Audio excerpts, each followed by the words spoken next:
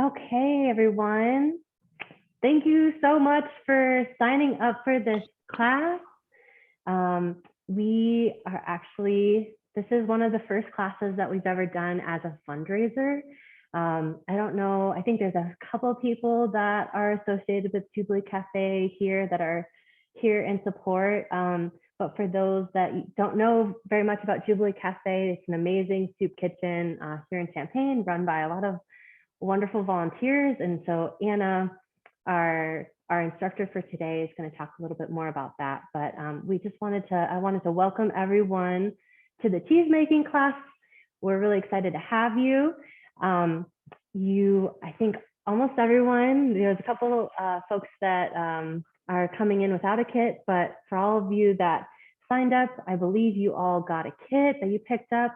We pre-portioned almost everything for you, and you have a little handout that you can use as you are cooking along with us.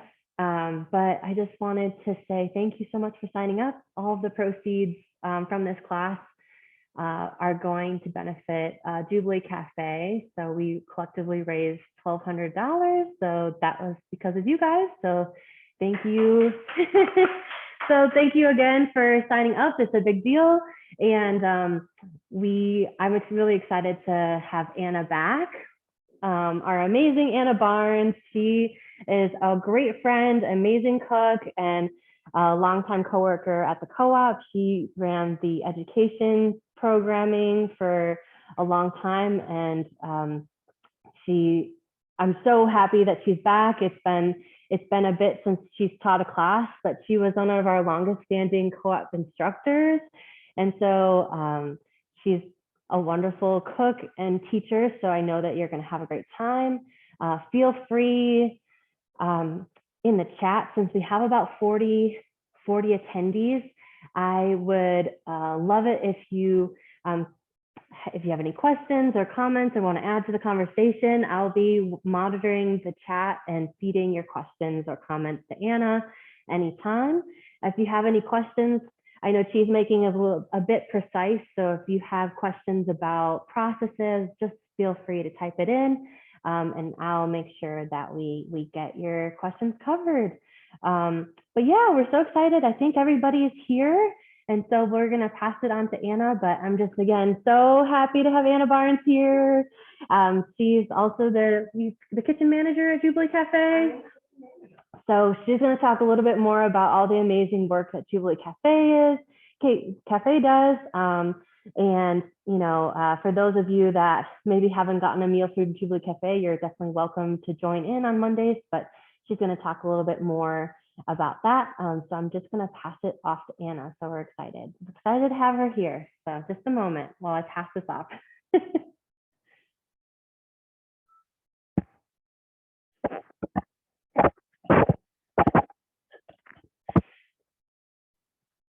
them on there. Probably looking like ding.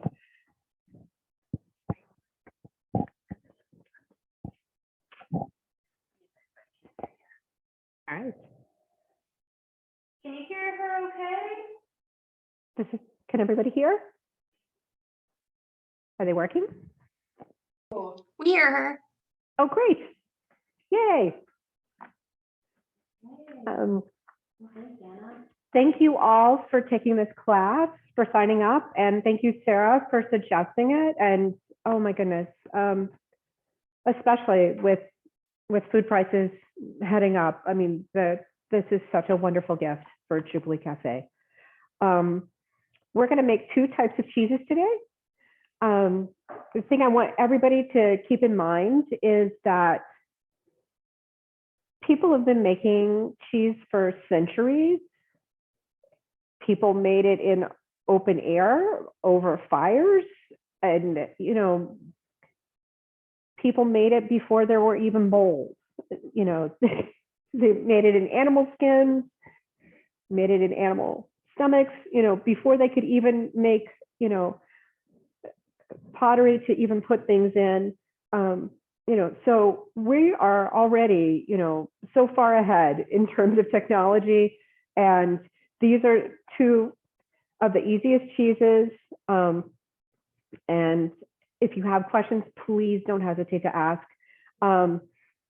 So one of the biggest things with cheese is you want to have non-reactive equipment, and there's a reason for that. One of the biggest things is that there are, especially in these cheeses, which are acid precipitated, the acid can react with the cooking materials. So, you know, it used to, you know, this was a nice, shiny, bright brass spider, and I made cheese with it exactly once before I turned it black. Don't do that with your equipment. So, so when I tell you to use non-reactive equipment, you know, I'm telling you this from experience. You know, it will also turn your cheese gray, which is sad because you've worked very hard on your cheese. Everything should be clean and sterile. With these cheeses, they're not going to be they're not going to be around very long, but it's good practice to get into sterilizing everything, especially if you want to take your cheese to the next level and do some aging on it, where you're going to actually have it in a cool place, and you need it to not have any mold, not have any not be introducing foreign bacteria, just the cultures that you want to flavor the cheese with. So that's just good practices. You know, muslin, which you have, this was really lovely muslin that Sarah tracked down because it has the edges finished. I've never had the edges finished on any muslin I've bought, which is amazing. My muslin just looks sad. You know, so yeah, sad, kind of janky. So oftentimes I'll break out the sewing machine and sew it, but Sarah saved you the trouble of that, so it's super nice. The other thing is you need really great milk, and we are so, I know this is going to sound like an ad for Kilgus, but we are so lucky because Kilgus is minimally processed. They don't use a lot of high heat to process their milk, so the curd is really beautiful. And if you have milk that has to travel a lot, where there is a lot of processing, one of the things that happens with it is that the curd will just be blown apart, and it will be very, very tiny, tiny, tiny little bits. And even when we make the mascarpone today, which is a smaller, we'll be getting a smaller curd out of that. It's still larger than what most people are ever going to see. And also because we can actually have heavy cream that is not ultra pasteurized, we don't have to use another amendment on the cheese to make up for that. So, so that you can have two cheeses that you can enjoy by the end of class. We're actually going to start with the mascarpone today. So the first thing we need to do is get out the milk, and we're going to shake these. Kilgus does not homogenize their milk, so there are fat chunks in it. And you know, we just want to be able to clear enough fat from the edge of the container, the top of the container, so we can actually pour it. So the best thing to do on the gallon is going to be take the top off and then put it back on, and then very carefully shake it up a little bit. And this is the butter fat in the milk. This is what makes beautiful cheese. You can make cheese from skim milk, but the amount of cheese you're going to get is going to be really, really low. And so this is what flavors the cheese. And there's probably going to be, here, we'll put this right up here. There's probably going to be some chunks of this. I did this correctly. And we need to pour out 2 cups. I may have shook, this may have actually got shook up better than I thought. Well, it has a big layer. I know sometimes, yeah, and sometimes you have like these almost like tubes of butter fat coming out of it. So I think it's harder sometimes to have it in the, like with the half gallons. I think it does shake better in that. So is that right? Yeah. Ooh, I'm going to be pouring here. I'm going to pour some of that back out. Grab cup. I'm going to be this way. Here. Okay. So we're going to get this back down to 2 cups. So, and if you do have any little butter chunks in your milk, don't worry about it because they're going to go away as soon as the milk is heated to 80 degrees. So now I'm going to pop this milk back into the fridge.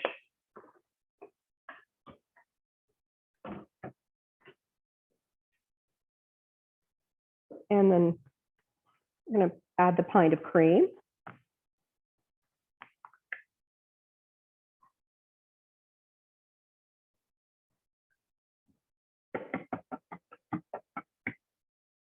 And sometimes you'll see like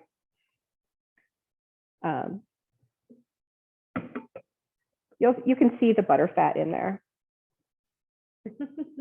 And if you've got a super tiny spatula, you can get that in there, or you can just pour a little bit back in, put the cap on, give it another good shake. And so I'm going to be pouring this into the metal bowl, and that we're going to make the cheese in. I need a metal bowl and yeah, a non-reactive bowl. If you've got a Pyrex glass bowl, you can use that too. And so this is we're making a double boiler.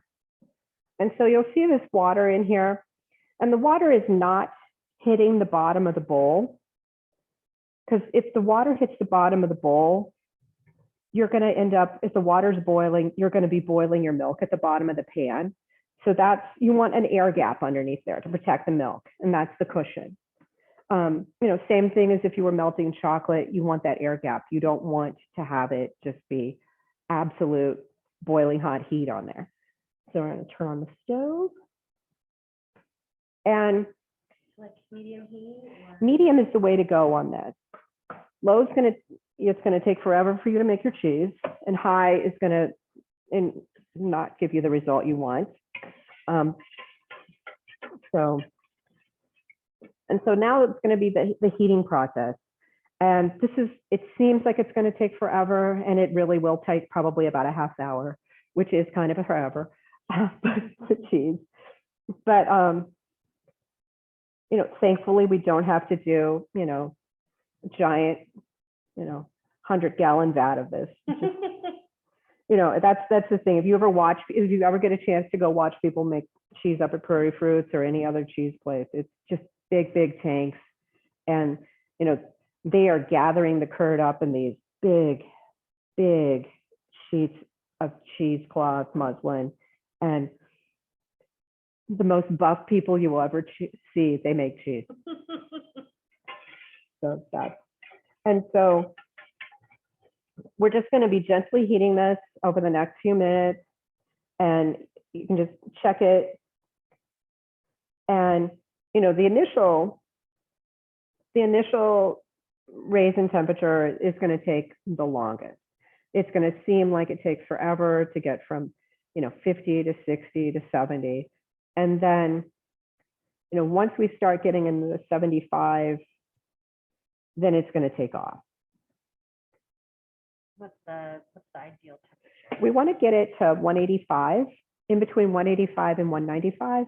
And we're going to hold it there for a little bit. And what that's going to do, it works the same way with yogurt.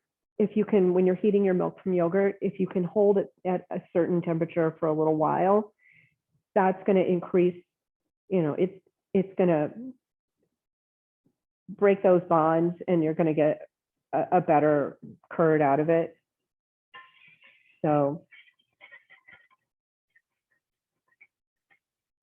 and you could even see with it being kind of, you know, this is spring, we're starting to get some nice grass. Look how even the milk is yellowish, or the cream is yellowish, because you can just see the butter fat in it right now, which is beautiful. So you want to be careful too, depending on how big a pan or how big a bowl. The edges on your bowl might get very hot if you have sensitive hands. that's something to be aware of. Grabbing a hot bowl is not always a great plan.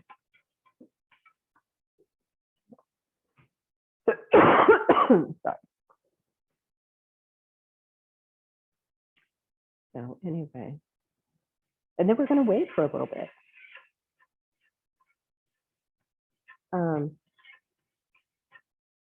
While this is cooking or heating up, we can go ahead and get the tartaric acid ready. And this is the only cheese that's going to use the tartaric acid. So you'll want to take your little container of that. Put it. Someone was saying, I didn't hear how high the heat should be. Oh, medium. And then Jean Ward said, can you talk a little about the kind of thermometer you have? Oh, okay. I actually have a Thermopin one, which I don't expect any of you to have.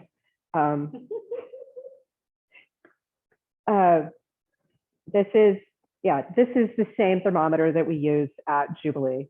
It's called a Thermopin one because it can read the temperature in 1 second. So, and the other thing is, but you still have to use proper technique and, take readings from here. Although if you're stirring the milk, all the milk's going to pass by your thermometer as well. So, but, Taylor, Atlas, there are a lot of places that make perfectly wonderful, waterproof thermometers that'll be okay for cheese making. Since, a lot of times I'm testing out recipes at my house before we make them at Jubilee. I'm using some of the same equipment. I just have this thermometer. We have, because we serve a vulnerable population, all of our eggs have to be cooked through, and we can't have any rare meat going out. Everything has to be at like a lot of, egg dishes have to be at least at 160. Ground meat dishes have to be at 165. So, And a couple of questions. What temperature do we heat the milk to? we're going to be going to 185 today. You need to get it to a medium, a minimum of 185. And then we're going to hold it there for 5 minutes. And so this is probably going to take, this is the longest process. It's going to take as long to heat this milk, sadly, as it will to make the entire batch of mozzarella next. So, but really, this is a really good cheese. And there's another version of this cheese that you can make too, that actually we have a recipe for too. And it's a cultured version that you can make with half and half.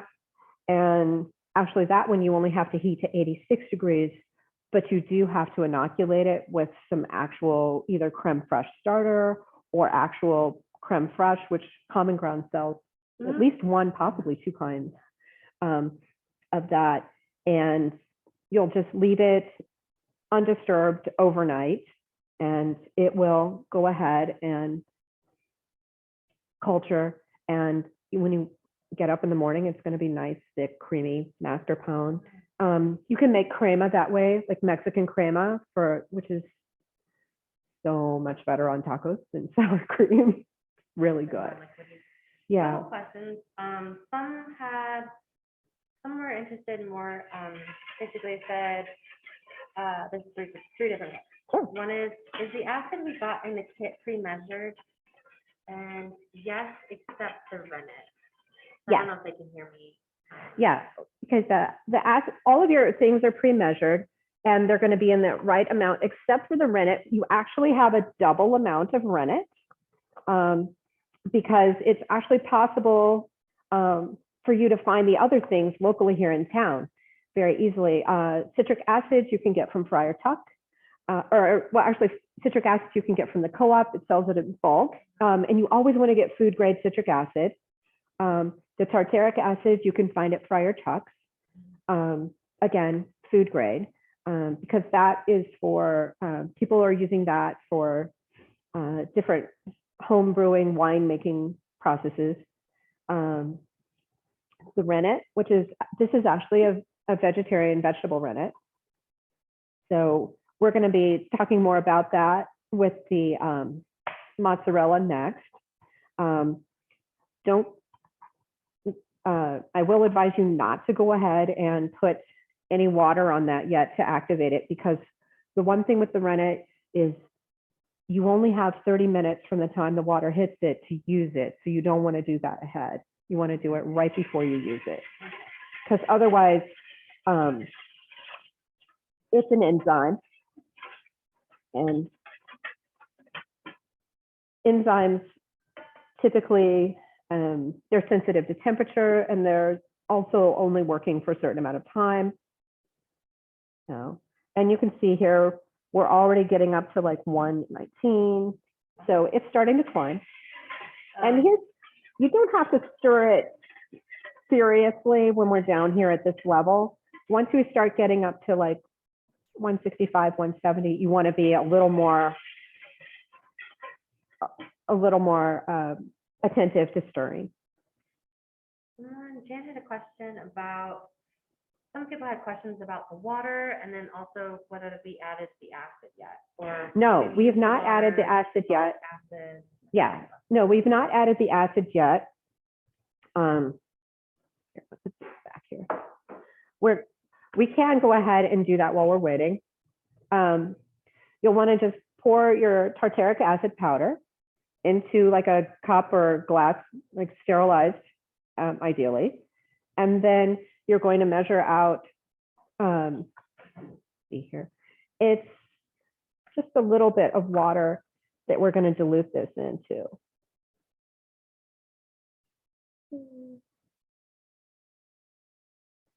Let me see. Yeah, it's just 2 tablespoons of water is all we need to work with this. So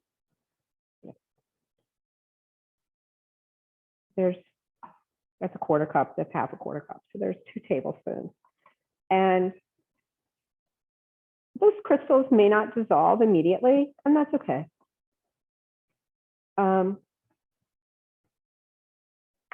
So the water is just to help them get evenly distributed throughout the cheese. And you always want to use unchlorinated water, because chlorine can it'll interact with the enzymes. That happens too with laundry detergents, enzymatic laundry detergents. Also, sometimes you need to add a little vinegar or something to keep them happy, because if you're using an enzyme, then you don't use bleach typically to wash your clothes. You just won't get, you'll be wasting the enzyme. Yeah. And so, and tartaric acid actually comes from,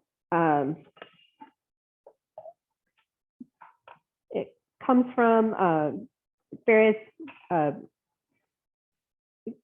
you can see it in grape juice. It's harder to see in like Welch's or something that's been super filtered. This was some grape juice that I here. We can put this up to the light or whatever, but you can kind of see there's like a little streaky stuff going in there. Like if you make jam or jelly, you have to filter, because what happens is the tartaric acid will actually, the crystals will actually precipitate out the longer the juice sits. And you'll see them, they'll be like white little crystals on the side of the jar. Like if you have a friend who gives you grapes and you press the grapes for juice. So if you've ever had a bottle of wine and there's chunky things in it, that's the tartaric acid that some of the sulfites bound to. So, what does it do when you put it into cheese? It's going to help that protein drop out of solution and help bind that. So that happens with, that's like your citrus acid will do the same thing as well, because these are both acid precipitated cheeses. And you can also make mozzarella, or I'm sorry, you can make you can make ricotta from the whey of mozzarella. That's typically like in Italy how they do that. But since this is a shortcut mozzarella with citric acid, unfortunately you can't make it with the whey here. But the whey, and you'll see this, there's going to be a lot of whey come off of, there's a lot of whey. Usually it's about half. Cheese is typically about half whey. And so when the whey comes off, you can use that for things. I feel guilty anytime I just like pour it down this thing. But it's like, I need to use this, especially the whey off the mascarpone, because it's, you're starting with, it's going to be milk and cream. So yeah, plan on making some kind of really wonderful chowder, or or make some scalloped potatoes with it. Cook your potatoes in the whey. That's a really great way to use it up. So Devin had a question. What if my milk is at 185? What is next? oh, if you're already at 185, and we're pretty close there too. I'm only a couple of degrees behind you. You want to start a timer when your milk hits 185, and you want to hold it for 5 minutes. And watch your heat on that to make sure, and you're going to want to really keep stirring to make sure that that it doesn't scald. I mean, you might end up, you can see some of the milk is filming here at on the side of the bowl, and that's okay. Pam had a question, said, when the milk and the cream mixture reach 185 to 195, how do I keep it at that temperature? If you need to, like, if it's just jumped very quickly, you might want to turn down your burner, or your if you have an induction, or electric, crank back on that power there. And then, if it fluctuates between that 185 and 195 range, that's fine. You just don't want to take it over 195. If it's starting to get up to if it hits 196, you can always just pull it right off the burner, just like that. Give it a little rest. Let things cool off a little bit. Too, you can let some of the steam go from underneath the bowl. So, but it's always better to just have things kind of go gently with the milk, because you do risk scalding it. It's not so much an issue because with this one, because we are using a double boiler, but for sometimes people like, and we used to make cheese here. Actually, we've made cheese at Jubilee. Actually, we've made our own ricotta, and in a big pot, you can easily scorch the bottom if you're got a lot of heat on the bottom. So, all right. Are we doing anything with the acid yet? No. So once you've waited the 5 minutes, after you're going to hold the cheese at 185, hold the milk mixture at 185. So, and then after that rest period, that's when you're going to add the tartaric acid. And you're just going to take a spatula with whatever you want, just very gently stir that in. So yeah, let's try and get this caught up for you a little bit. How's everybody else doing? Where are they at? I mean, this is going to vary by how hot your stove is, how heavy your pan is. A lot of that is going to. David Volkak says, are they just a bit above 100? And says, oh, goodness. Akiva says, same. Hannah says, still waiting for the milk to hit 185. Yeah, and that's fine. We have a crazy induction burner that Yeah. These always are faster. Yeah, we were experimenting with this before class to just make it more resemble what you would have on a home stove. Okay, so like right here, we're in there. You can see almost right there in the range. So we're just gonna go ahead, wait 5 minutes. I got it on my watch. Okay, nice. So, and I'm just gonna keep monitoring this and keep, because I don't want to scald it. I don't want to lose a big chunk of my protein on the sides of this or the bottom of this bowl, because I need that to make my cheese with. So, Pam says, we're at 164. yeah, and see on mine right now. 152. Yeah, and your guys are very close. And so you can see right now, I'm starting to get like every now and then it's 192. So I'm going to crank this back just a little because we're right where we need to be. We just want to stay in that range.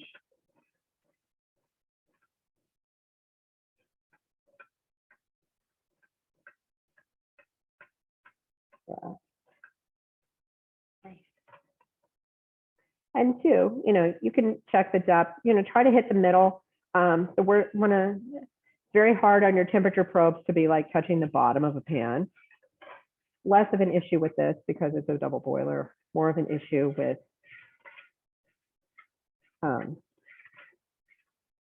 like where you're straight on the stove top. Kevin says, I'm about ready for the acid. Do I take it off the heat first? Yes.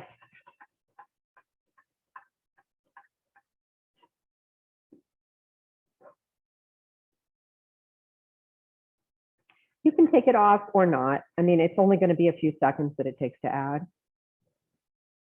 But once you've added it, do go ahead and take that off the heat because that's hard. Yeah. And so we've got 3 more minutes here.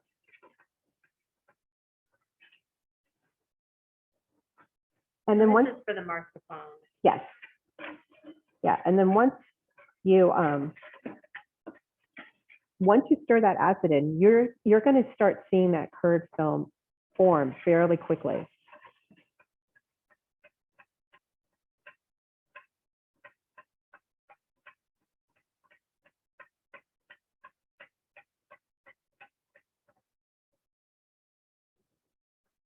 So, and so it'll actually look like, see this little piece right here, like right there. Oh yeah. It'll look, the whole bowl will look kind of like that. So I mean, because you can form curd with heat, you can form it with acid, you can form it with enzymes. There's all, combinations of things that you can do to make that curd, drop out of the milk. So it's just how you want to do it. That's, your decision as a cheesemaker, what you want to end up doing for this.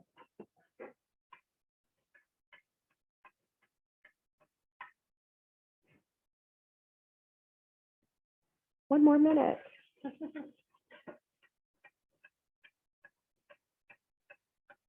I think I'm gonna have to get one of these. It's so It's nice. a splurge, but as bad as I am, early on when I was making cheese and yogurt, I just dropped so many like non-waterproof thermometers into the bottoms of cheese pots and ruined them. I was like, okay, maybe it's time And to this just. is waterproof? Mm-hmm. You could put this down in a sink and it's not going to go anywhere. It'll be fine. Yeah. That.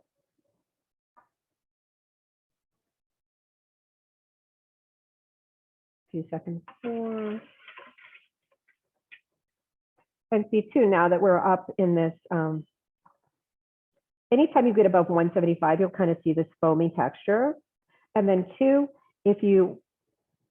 when you smell the milk, it has that warm milk smell to it. Yeah. It's because it's actually physically, the milk structure is physically changing. And that's what, the lactose is kind of caramelizing a little bit. That's what's happening in there. It looks really yellow. It does. This is the best time of year to make cheese. Never going to get better milk than right now. Okay. So now I'm going to go ahead And I got the tartaric acid, and it's diluted with my 2 tablespoons of non-chlorinated water. And I'm just gonna pour it in a circle, or you can just pour it in all at once. I mean, you just want to gently stir this. So we're going to take this off the heat. So, and there it goes. You can already tell with the whisk, you can already see it starting.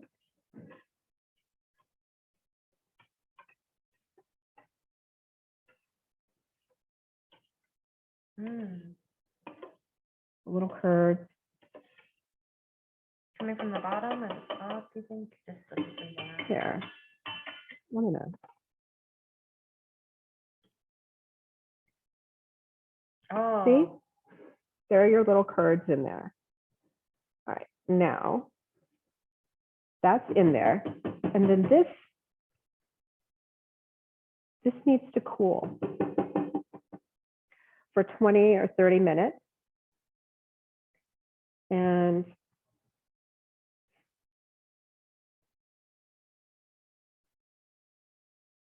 we're going to ladle this, but we're going to ladle this later.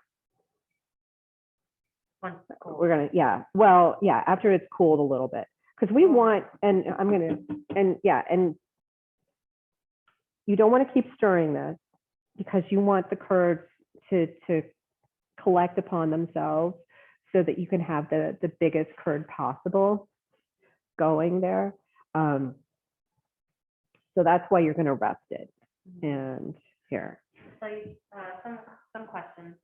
Devin said, do I continue to stir after I put the acid in? So you said just No. until then stop. Yeah, just until it's distributed, and then that's it. Here, I'm going to put a timer. Grace says, so after 185 for 5 minutes, we add the tartaric acid liquid, then the remaining water in the kit. No, not the remaining water. You just need the tartaric acid diluted with 2 tablespoons of water. And then because you're going to be using that water to dilute other things like your rennet and your citric acid powder as well. And then Michelle said, do we take the bowl off the double boil? Yes, and that's what I'm going to end up doing right now. I'm gonna wash my hands. You never wash your hands enough while you're making cheese. And so we're just going to go ahead, you know, and it will be kind of hot. So, you know, protect your countertop. So there's that. And it can just sit there, do its thing. So, and then while that's going, the next thing we're going to do is make mozzarella. I mean, we've got some time. How are we doing on time? It's only one. I mean, we can wait for everybody to catch up. What do you guys think? Because I hate to start this and have people not have their curds resting. So I think I'm just going to go ahead and clear off a few things, wash up a couple things, and wait for people to catch up. Just ask them where they're at now. Sure. April said, thumbs up. And then Hannah says, our milk is still very much heating up. And That's Ken okay. Says, we still need to wait 5 minutes. And you can probably, if it's still going at this rate, you can probably raise the heat on the burner a little more. Okay. And just, you know, keep an eye on it. Don't panic. I mean, less is better. I mean, the more time it takes for you to get to that curd stage, you know, the stronger cheese you're going to end up making. There, Emily said, we're close to 185.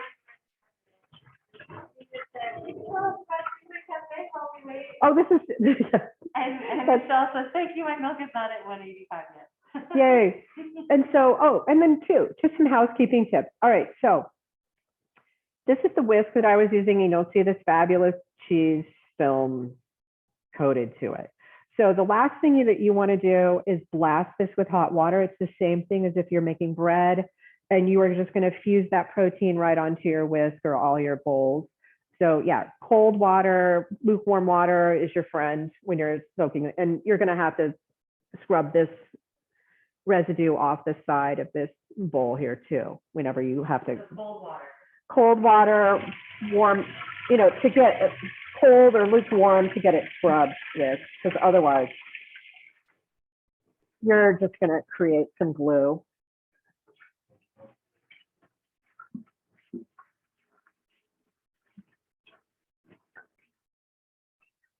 I'm going to grab some soap.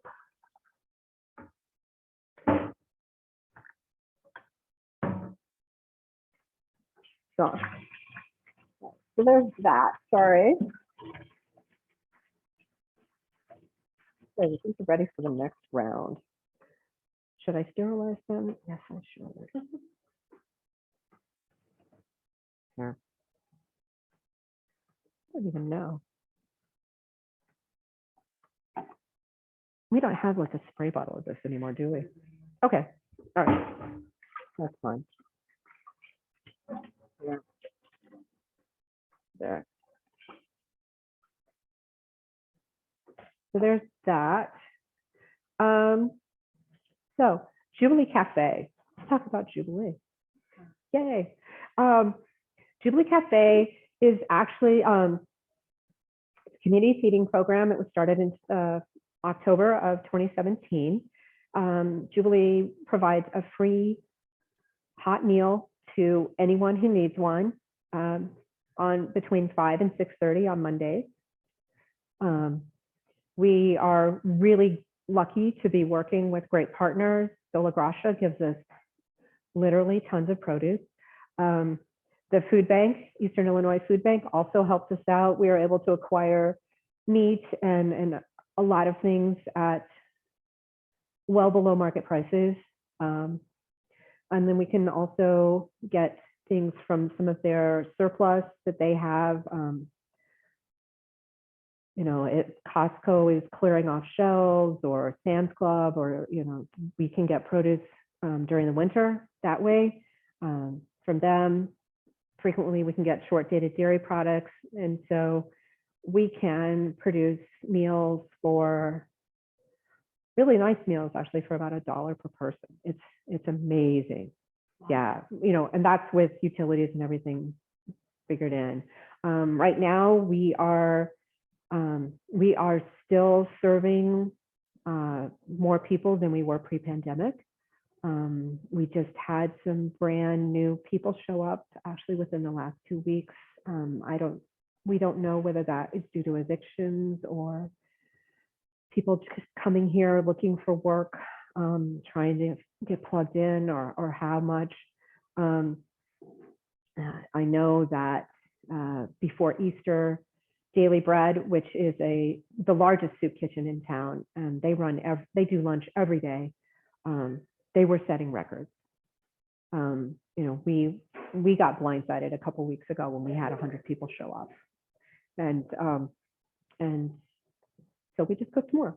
That's what we do. Because we have a few rules. No one leaves hungry, and and if we wouldn't serve it to our family and friends, we don't serve it. So every year on our birthday, we make cake for everyone from scratch, big, beautiful cakes. But we do a lot of every day too, or every night that we serve, we have a vegetarian option for folks, which also helps out. We have a lot of Muslim students, and we want to help them, maintain their culture and abide by their beliefs as well. So, it can be on any given night. I mean, there's no telling what we will serve. Last summer we lucked out. We got all this beef bulgogi from Costco. We made giant 3-foot bowls of japchae. Chicken and biscuits. We have various casseroles and things that we make periodically, a lot of bread puddings and things, savory bread puddings that we'll make with different ingredients. Garden Hills Pantry spotted us a bunch of turkey, and we broke it all down and made barbecue turkey with it. We have smoked pork loins before. Actually, Common Ground donated. I remember Arnold donated. That was a fabulous. That was a great thing during the summer. We had, I want to say it was something like 80 pounds of pork shoulder that we smoked. A bunch. We smoked at least half of that. It was fantastic. So. Michelle says, what are the largest needs at Jubilee Cafe on a weekly basis? How can we help? You know, it varies. It varies based on the time of year. You know, right now we are very lucky in that we've been able to get some good deals and we're sitting on meat. One of the things that we talked about as a group was buying another freezer so that we can dedicate it solely to actually to freezing vegetables, local vegetables, because that's one of the things that we know we could be doing more to take advantage of that, but because meat is so expensive, we end up prioritizing meat in our freezer. So this is going to go a long way toward helping make that freezer happen. I think because it's going to be about $2,000 or so for that freezer. So we'll be announcing when we're going to be doing that. Check out Jubilee, and you can see actually what the food looks like and read. Leah Roberts-Moser is fabulous. She is the pastor of Community United, which is the home of which houses Jubilee Cafe, and it's their kitchen. And you know, and it's an amazing kitchen. The folks at Community United, you know, decades ago had the foresight to put it. You know, they were doing some remodeling and they went ahead and put in this amazingly well thought out commercial kitchen. So we're really lucky to have that. Jean Ward says, vote for Jubilee Cafe the next time we are voting on charities around us. Well, that's already September. Oh, I know. You know, that's one of the things too. You know, we're small. You know, we squeeze every dime we can, and our entire budget is, you know, I think in a given year we may spend, I am not sure with pantry items during COVID, but I know that we spend like $7,000 somewhere in there has been what we've spent. And we've also been able to get a lot of pantry items from the food bank to give to our guests as well.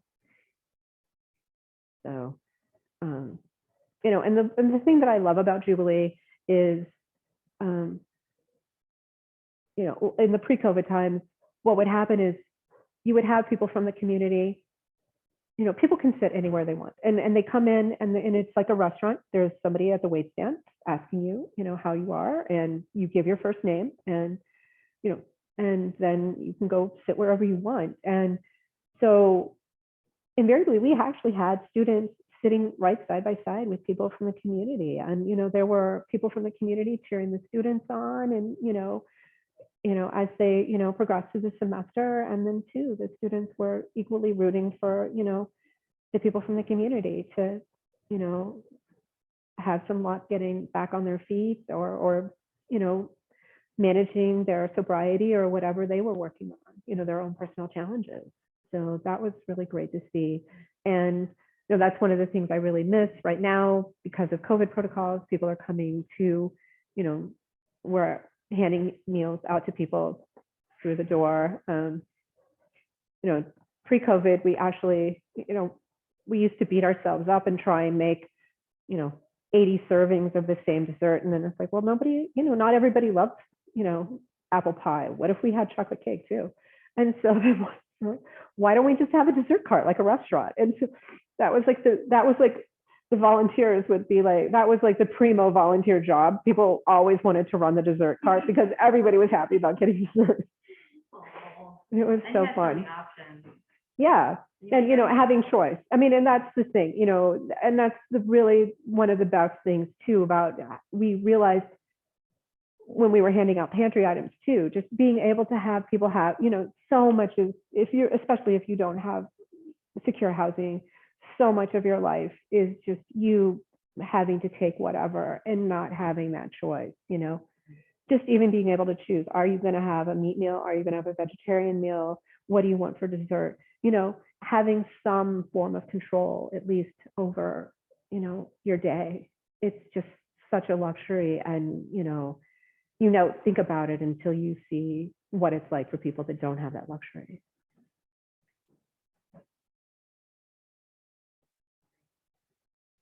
So. I think most people have finished eating. One person had a question about process. You break down the process for what's next. Oh, for mozzarella? Okay, so mozzarella is going to be fairly quick relative to this, because we're not going to be taking the milk above 105 degrees. Oh, wow. Really. Well, when we stretch it, we will. The cheese, by then we'll have curd, and it's not called 30-minute mozzarella for nothing. So, Couple yeah. questions. Someone said, finish heating, cooling for 20 minutes. Sarah and Emily said, what is washed butter muslin? Oh, ideally you want to take here's the muslin that you would have gotten in class in your pack. If you didn't pre-wash this, you can just rinse it out in some hot water in the sink right now, and it's going to be fine. That's not going to be a problem. So just rinse it, like just wash yeah, just rinse out any sizing or anything like that. So.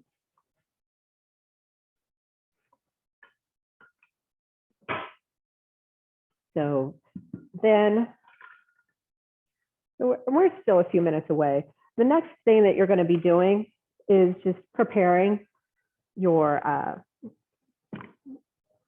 if you want to be able to drain this. So you're going to take your colander and then take your cloth and just put it in there. into a large bowl. Yeah, just a large bowl, because you want to collect that way. This is the most lovely way that we're going to have. The other one, you can tell how rich and butter, like you can even see the butter right there. Yeah. So the mozzarella doesn't have cream, so it's not going to be near as rich, but it will be still very lovely. Seven says, does the cloth have to be wet? Go ahead and give it a quick rinse and under the tap, because you want to have, if the water is in the cloth, then it will suck up less of the whey and the milk, and two, it'll be easier to clean. Can you reuse the muslin? Oh yeah, always. If it's unfinished edges, this is going to be a nightmare in your washer. But since Sarah gave you the beautiful ones, it's going to be just fine. So you wash it? Yeah, you can. Yeah, in fact, you do want to, only do it with, by itself, or, kitchen towels, things that, have food contact. You don't want to be doing this with, any other laundry, because it's going to be used for food. And you don't want to use scented laundry detergent. Some people talk about washing soda with that. If you have unscented laundry detergent, that's fine. Ideally, you can also hand wash this. It's perfectly fine to do. A bleach rinse on the end of it is to sterilize it. Just like a couple tablespoons of bleach in a gallon of water. Just pop it in there to rinse it. Wring it out. Don't let it drip near your. Take it outside, hang it over there, hang it someplace. You don't want to hang it outside. You want to probably just throw it through the dryer. Too many things floating through the air. Some animal will find it. Yeah, in my house, a bird would find it, or a squirrel would run across my lawn. That's how that would invariably happen. Yeah, throw it in your dryer. That's the safest place for it. And it's finished. The edges are finished, so you're going to be fine. So, but yeah, especially if you bleach, it's not enough bleach to really destroy the rest of your clothing, but yeah, be aware of that. Maybe not have your best black concert t-shirt on.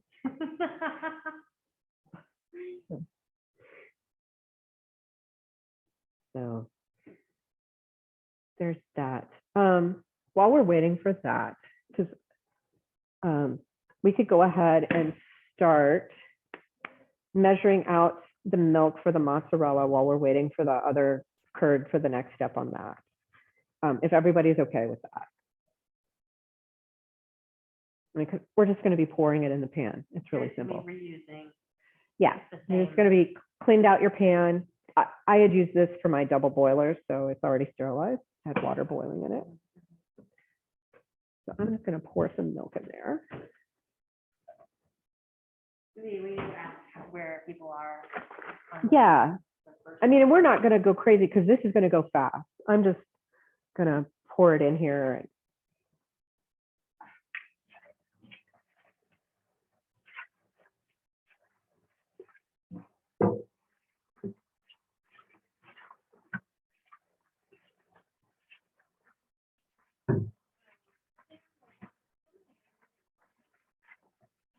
One is fine. The curd is pretty sizable. It's not like, if it was actually really cream of wheat size, I'd, you look how fine this is.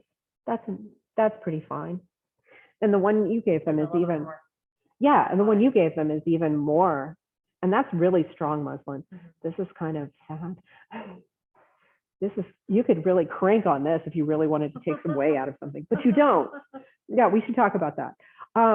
So it's one of the things that decide, that it'll determine whether your cheese is very lovely and creamy or, really dry. And you think about the difference between the kind of blocks of mozzarella that people grate onto pizza here versus the really beautiful buffalo mozzarella that you might have slices on, that you might slice out of a ball. And that's a really beautiful product. And it has a ton of whey still in it. And that's why it's soft and that's why it's wonderful. What about the burrata? That's, yeah. Yeah. And that's just, almost like butter inside of a cheese ball. It's just fantastic. So, and they float it in whey, right? It's a brine. Oh. It's actually a brine because it's a whey. How is this done? I got something. I need to think about this because the last thing you want to do with your mozzarella that we're going to make is float it in water, because what will happen, even if you salt the water, it will have this slimy surface on it that's gross. You don't want to do that. There are specific cheeses and specific brines that you can make for, to hold certain cheeses in. And if you want to learn more about that, one of the best, this is a fantastic book. And this is Ricky Carroll, and she still has the New England Cheesemaking Company, which if you go to cheesemaking.com, that's her website. And there is everything on there. And it's really great. There are recipes, free recipes. There are videos of her like making cheese. The best cheese, one of the best cheese videos was when I first started making cheese. I was really nervous about doing things wrong or whatever. And she had this one video and it was so great because she just went through and she was like, I should be doing this for this mozzarella, but I'm not going to. I should be doing this, but I'm not going to. And look, at the end, I still have great mozzarella, because she said, don't overthink this. This is your cheese. You're making this cheese. And that's why too, there's going to come a time in this mozzarella recipe where you can decide whether you want to, maybe you want to have a softer cheese. So maybe you don't want to take it up to a certain temperature before you stretch it, or, so there are things like that. Do you let it rest? Do you not let it rest? You can make those decisions. So there's that.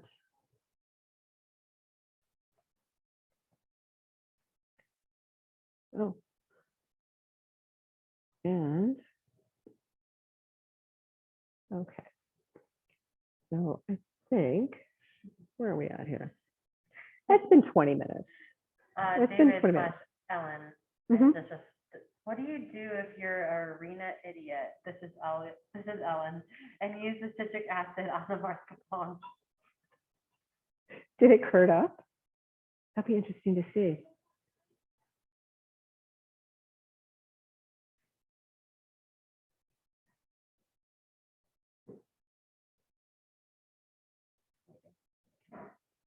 Yeah. I mean, because in theory, Oh, sorry. What do you do if you are an idiot, not an arena idiot? so, I thought that was an inside joke. so you know, in theory, I don't know that I've never swapped them. I mean, it's an acid. It's the citric acid is probably going to be milder than the tartaric acid, so it may, I don't know. It depends on what their curd looks like. If they've got any curd at all, I would say go for it, you know, and we'll just figure it out. So, Sorry, Ellen. oh, I'm sorry. Is there any Well, she, thing well, you could use instead of citric acid for the mozzarella? She already used up all of her. oh yeah, it's not ideal because things are all over the board, but you could also try using a couple tablespoons, you know, because a lemon is going to vary in its acidity. Yeah. So, oh, here. So you've got this, look at how big that curd is. That's amazing. It's like piled onto itself. So lemon, you said? lemon juice is one thing that we can, it's, you know, it's not ideal because we have, you know, and this is why you use the citric acid powder because you always have a constant. But you could try putting, you know, a couple tablespoons of citric acid or a couple tablespoons of lemon juice in when you make the mozzarella. Grace was asking, are we using citric acid for the mascarpone? No, just the tartaric acid.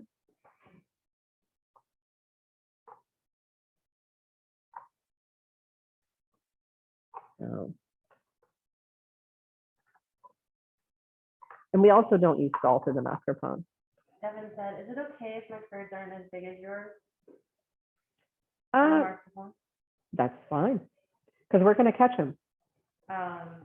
Jean says, my curds are not nearly as big as the ones you showed us. No. Longer. I've waited for 18 minutes so far. Yeah, no, go ahead and wait the full 20 to 30. Yeah, and so, yeah, just leave that aside. Stop worrying about it. It'll be beautiful cheese. Think about It'll be beautiful cheese. Don't worry about it. We're going to go ahead and get started on mozzarella, and you don't have to think about it. Because the thing is, we're going to catch it all anyway. What's the process for mozzarella? So for mozzarella, we're going to need rennet for this. So here, let me pull these out of the way a little bit. And David says, well, we added the tartaric too, but after about 15 minutes. oh, so you've got double acid in there. Oh my goodness. Okay. Well, then you don't. Okay. Yeah. Well, see if you've got a lemon that you can use on your other cheese, and we'll. You should definitely have no problems getting curd with twice as much acid. You might not have very soft mascarpone, but you definitely have curd. Related to another soft cheese. Yeah. So the rennet. The rennet. You have a quarter tablet of rennet, and for this cheese, you are only going to need for the mozzarella. We're only going to need an eighth of a teaspoon or eighth of a tablet. So rather than having you try and slice an eighth and having a knife bounce off your fingers, which nobody wants, we're just not dealing with that. So what's going to be easier is to just grab a measuring cup, and we're just going to crunch this down into powder. And then you can just So smash smash it up, yeah, onto a, a surface that you're going to be able to scrape half of it off of, because we're going to just take half the powder and put it in a glass, and smash it with a knife or something. if you feel comfortable doing it with the back of a knife and aren't going to cut yourself, that's fine, depending on whatever your comfort is. And then we're just going to put this into a little pile, block it off here. Yeah, I know this is looking like Scarface right now. So, and then we're just going to take half of this and put it in the cup. And the other half you can just save for next time. So if your mozzarella, if you use, if your mozzarella does not turn out okay with the lemon juice, then That's for David and for Ellen, you've got another shot at this. Here.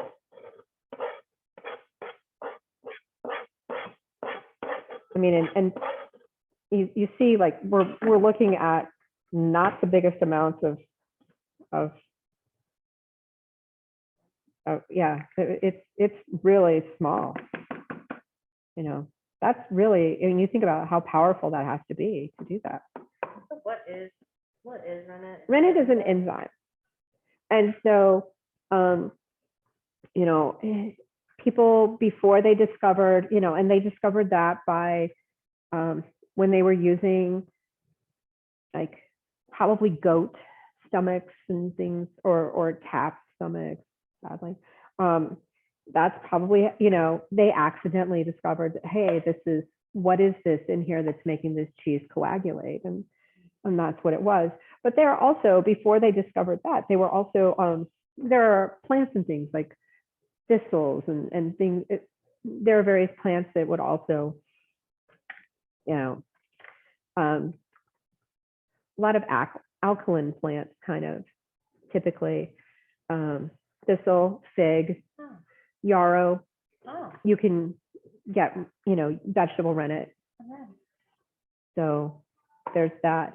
And for this, so we've got an eighth of the eighth of a tablet in here. And we're going to use, we're going to dilute it in 1/8 cup of unchlorinated water. So that's just, sorry, it's like already, this is classic class. Let me lose my things already here. So this is a 1/4 cup. So 1/8 cup of the. yeah, unchlorinated water. It's fine.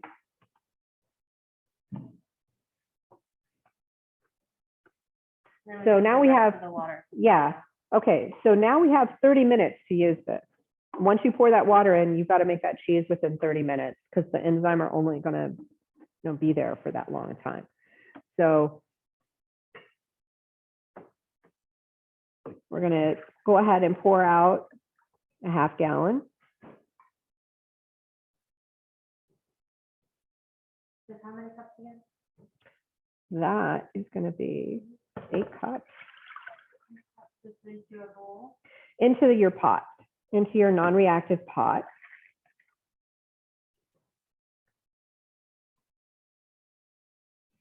An 1/8 of a cup is 2 tablespoons. Right? 2 tablespoons, yeah.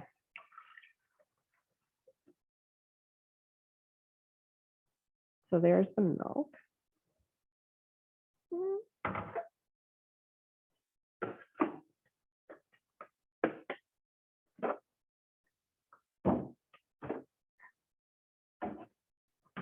So, all right. And then, as we're prepping for this, the other thing we're going to do is you're going to take your citric acid powder and you're going to dilute that in a 1/4 cup of water. And what is it again? A 1/4 cup? A 1/4 cup. And if citric acid? Yeah. And if it's not exactly a 1/4 cup, it's not going to be the end of the world. It's okay. because all this is really doing is making sure that there is enough fluid to dissolve things, but also to distribute it throughout the cheese. So, you know, and just like the tartaric acid, you know, there's going to collect in the bottom for a little bit, and then it's eventually going to go into solution and it'll be fine. David's asking, since they use their acids already, how much lemon juice do you recommend him adding? Double check here. I will see if I can find.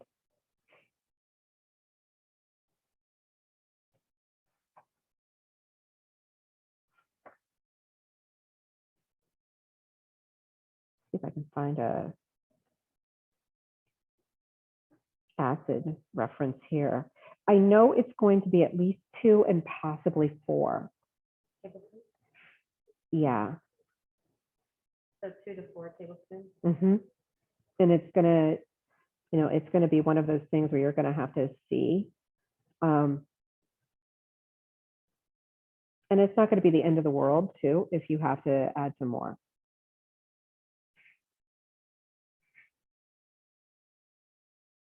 Because I know with paneer and things that it's more up around like 4 tablespoons for paneer, but paneer is typically harder, you know, than mozzarella. So So 2 to 4, but maybe more. well, start with at least 2, and it may end up being 4. So and then 2, not only is Rennet has a timeline, I mean, these tablets, you can buy I love the tablets because you can just keep them in a freezer bag in your freezer and they will keep for you a long, long time, like years. In theory, Rennet is supposed to be stored out of direct light. That's why I always have mine like in this little, I just put a piece of black cardstock in this bag and I keep the bottle. This is liquid Rennet, which you can also use. Liquid Rennet is less stable than the tablets, and it has to be stored in the refrigerator, and it will degrade if it's exposed to light. But I made cheese with this 2 weeks ago, and I've had some of this Rennet since 2018. So A couple of questions. I think some people might be confused about if the pot of milk was turned on. no, it isn't yet. Grace was saying, what do we add to the mozzarella? I think Grace thinks that it's the same process as the mascarpone. No. So she said, what do we add to the mozzarella after 5 minutes at 185? Oh, no. Or No. We're not going there. Yeah, no, this is definitely a different process. And we're just prepping things now. So there should be no heat under your milk. And you just want to have your citric acid and your Rennet, get those ready to go.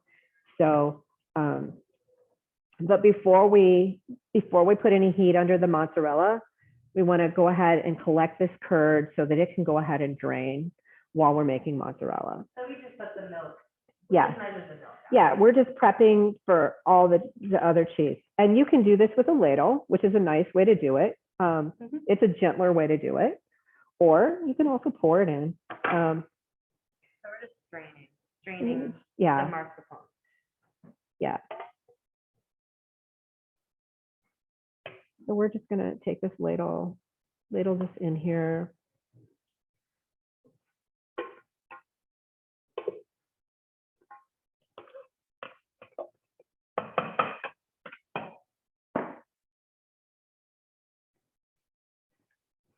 Get out all the last of the cheese. How long does it stay in here? Just a little bit? This can stay in here. You can have it in here for like a half hour. You can have it in there for 4 hours. You can have it in there overnight. It's basically what you want. I like, and 2, what you're gonna do is, you know, this is gonna drain. So you've got a muslin, then you've got a sieve, and then a colander, and then here's the really beautiful, super rich whey. wow. It's not as clear as I thought it was. No, it's got a lot of cream in it. That's why this is the one to really keep. You want to keep that one. So, and then a lot of times what I'll do is just, eventually I'll transfer that to a smaller, a smaller one to keep it out of the milk so it can drain some more. But the more way you drain off of there, the drier that cheese is going to be. So you need to decide what you want to do with this mascarpone. If you want to make a dessert with it, like cannoli, or Patty Henich has an amazing meringue. How do you spell her name? Jinich. Henich. She has Patty's Mexican Table on PBS. J-I-N-C. It's actually it's Henich. Patty Henich. I'm like pronouncing it wrong. Sorry. But Patty Henich has it's kind of like a pavlova kind of, not really like a pavlova. It's a meringue cake, and she has a layer of meringue, and then she whips mascarpone and whipped cream together and has sliced strawberries in between the layers of the, yeah, it's so good. Wow. I made that for my neighbors. They thought I was a magician. It's really easy. You want to definitely make your mascarpone and take it to the first neighborhood potluck. And here, well, yeah, probably my hair, but and so they will think that you are a genius. So we can just. What did you use to move the mascarpone to the muslin? Would a slotted spoon work? Slotted spoon is probably not going to work.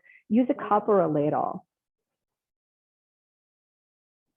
So, because you want to get all of that out of there. And you can see how it's starting to kind of form up there. And so we're just going to let this do its thing. And at this point, you could take the little colander out and put it in a shallow bowl in your fridge and just let it go there. The one thing is that just like butter, that cheese, because it does have a high butterfat content, that cheese is going to get a lot denser in the fridge. So, so maybe keep it out on your counter in a cool spot for like the first hour or so, so that you can kind of tell how much, what kind of texture you've got, because it's going to firm up a lot once it hits the fridge. And so David said, just pouring it won't work? it can. It's rougher on the curd. You want to be as gentle with your curd as you possibly can. So at this point, what time are we at? Oh, we need to get going. We need mozzarella. We have mozzarella to make. Sarah normally said, what do we do with the liquid? The liquid, just pour that off into a container, Okay. like a bowl, whatever you want to, just save that. And then you can cook with it. You can make the soup or make some scalloped potatoes. Anything that you would use cream or milk in. You can make mashed potatoes with it. That would be really lovely. So. Okay, so you're heating it up to medium? Here, we're going to go on super low. Okay. We're going to go super low to start. So we've got all of our enzymes and that ready, because it only needs to, and we're already here. Okay. So we're at 55 degrees. So when it reaches 55, we're going to add the diluted citric acid. And there's a note in there about lipase, and that's something that long-term, you can experiment with that. You can order some of that online. And that will also make a much softer cheese. So we're just going to stir in that citric acid. Can you just stir a bunch, or is it still gentle? Just like... Yeah, you're just going to, and then now we're going to bring, stir gently. Now we're going to bring it up to 90. So this is all super, like, whereas the mascarpone was a higher heat cheese, this is a very low heat cheese. And 2, is there anybody that doesn't have a microwave? Because we're going to need to stretch the cheese. And Two people say that their thermometer doesn't read that low and that they start at 80. What do I guesstimate when? You know what? Go ahead and just assume that it's already there. Joan doesn't have a microwave. I feel like there's a few other people. I know, I think Ellen might be in that camp too. So we will, for you guys, there's going to be a different, I'm going to pull half the cheese and we're going to do the microwave, and then we're going to do half the cheese. Yeah, that'll be, we can use that, or we can use this big pot here. You know what? Yeah, let's use this one because there's going to be, we don't need to have tons. Do it over there or Here. Yeah, we'll do that one because we're going to use the light. We're going to use the way that comes off of here. Okay. Ellen says she has a microwave. Oh, she does. Okay, good. All right. Because what the microwave does is it heats up the curd. We're going to heat the curd in the microwave so we can get like an internal temperature of 145. And because any lower than that, and the curd is not going to stretch. So you want it to be like really beautiful. Like if you've ever been in the State Fair and seen them pulling taffy, or that's what you want to look at. That's what you're shooting for. So what would be the differences between the process for the microwave versus the not having one? If you don't have a microwave, you're going to have to still get that curd up to temperature. So what we're going to do is when we pull the curd out of the whey, we're going to throw the whey in a pot and we're going to heat it up, and we're going to dip that curd in it. That's why if you don't have a microwave, you need to have gloves, because that's very hot liquid. Because in order to get an internal of 145, we're going to have that liquid over 145. So, you know, unless you're like Mark Hartstein and have asbestos hands, you know, that's just not going to be a good thing. Watch that man hold like containers of hot soup with his bare hands. It's just crazy. S Song says, how long will the whey keep in the fridge? I would plan on using it within definitely within a week. If you aren't going to be able to get to it during a week, you can just pour it in a container or a zipper bag and it will freeze. And you can always unthaw it and use it whenever you're ready. David says, are we supposed to be heating up to 90 on the stove now? Yes. And then Kim, will you reiterate about the thermometer thing? Kim says, what if my thermometer doesn't read as low as 55? Just add citric acid. Oh, no. Yeah, just go ahead and add it. Because after the milk's sat out a little bit, it's going to just be there. You know, because it's probably from a home fridge, it's going to come out at, you know, ideally it should come out at 37 degrees, but may not. So it's not going to have to warm up that much. He said, would please repeat that. What do I do? Go ahead and add your citric acid and start heating your milk. Hopefully your thermometer will register around, you know, once to get to 90. Okay, so we're at 90 degrees now.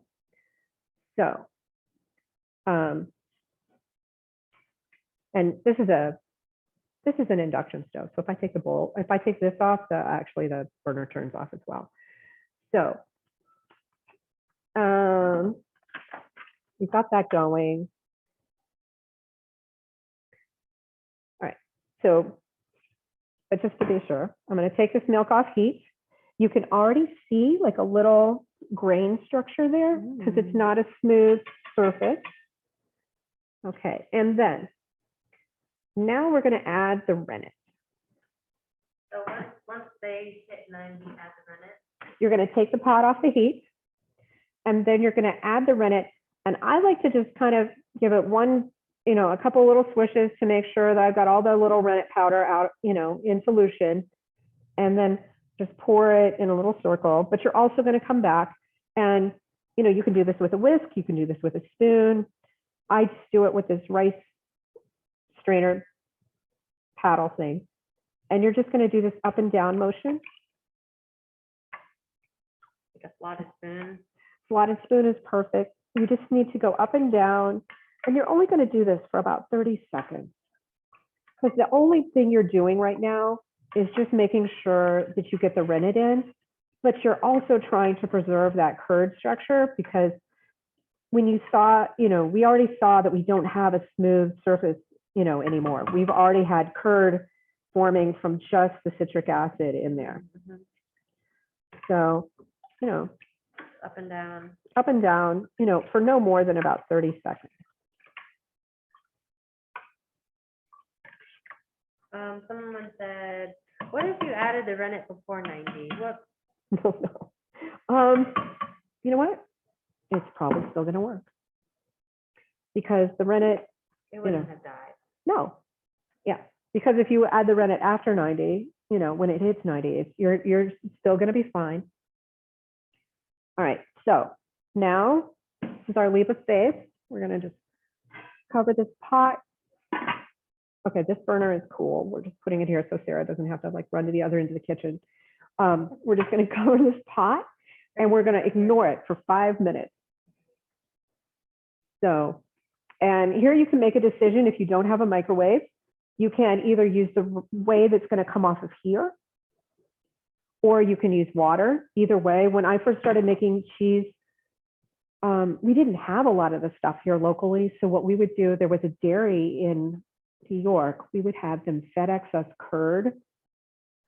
We were idiots. We could have just gotten cheese curd from, someplace in Wisconsin too, but nobody was doing that yet. And so they would FedEx us curd. We would take the curd, soak it in the water, and make our mozzarella. And like, everybody come over. We made cheese. Oh. It was like, well, somebody else really made that curd, but okay, we stretched it. So again, for the people that don't have a microwave, they'll wait. Everyone's waiting. everyone's waiting. But if you want to go ahead and get a jump on this, you can either use the whey, or you can use just water. And we're gonna, probably we're gonna use like a quart of water, because that's how much whey would come off of here, and about 1/8 of a cup of non-iodized salt. And the 1/8 of a cup. Yeah, 2 tablespoons. Here. I don't know if we added that in the kit. No, and you can just use whatever, if you have sea salt, kosher salt, whatever. That's just, and this is just if you don't have a microwave. So we're going to use a couple tablespoons here.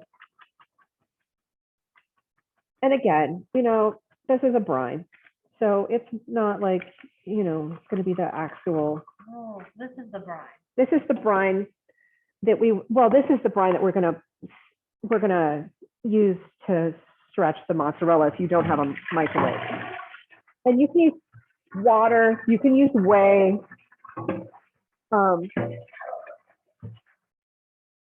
Doesn't really matter. So, Cool. But we're still the waiting one- on. yeah. We're still gonna wait on that.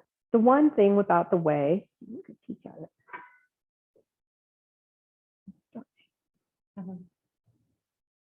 Not quite there, but it's almost there. Okay. The one thing about the whey is that it's richer, but you can do it just with water.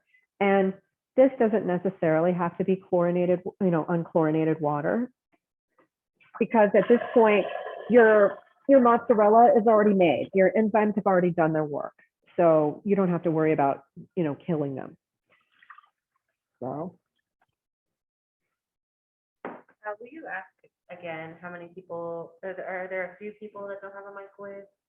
Yeah, and this stuff is only for people that don't have a microwave. Because if you have a microwave,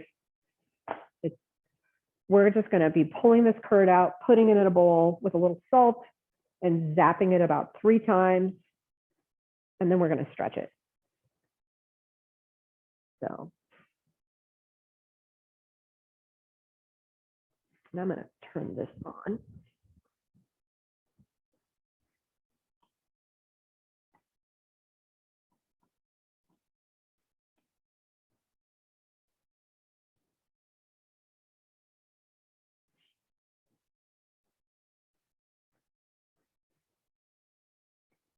And so what we're waiting here is we're waiting for the enzymes to do their thing. We're waiting, that's what we're waiting on. And you're going to know when this happens because you keep peeking at it. You can start to see just, and keep your lid on yours. It'll be fine.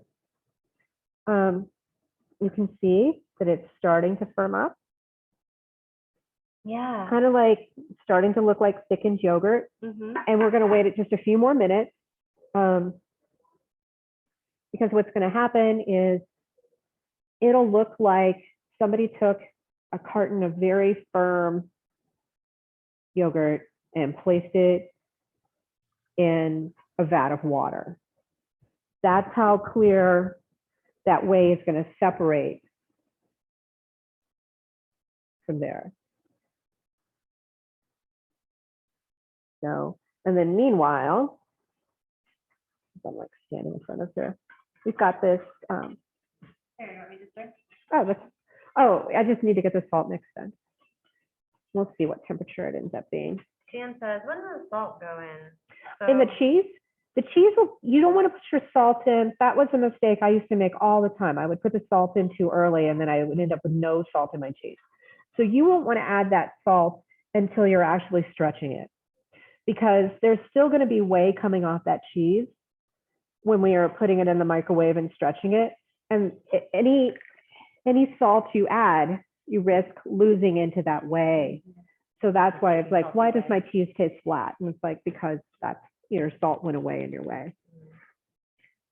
So when do you put it in again? The salt is not going to go in until we're actually, after we've collected that curd out and are actually doing some of the first stretching on it. So. And mascarpone doesn't have salt. No, it doesn't. It's naturally sweet. It's just kind of odd how sweet that it is naturally. And if you're going to make a filling with it, what you want to do is sift powdered sugar so that you don't get lumps in there, because you've worked to have this very nice kind of almost butter-like cheese. So you don't want to have a big lump of sugar in there. And it's going to take less sugar than you think. So be sure to taste it before you turn it into a dessert. And, too, you could also just take mascarpone and put it on some really nice toast with some apricot jam in the morning. And that is the breakfast of champions.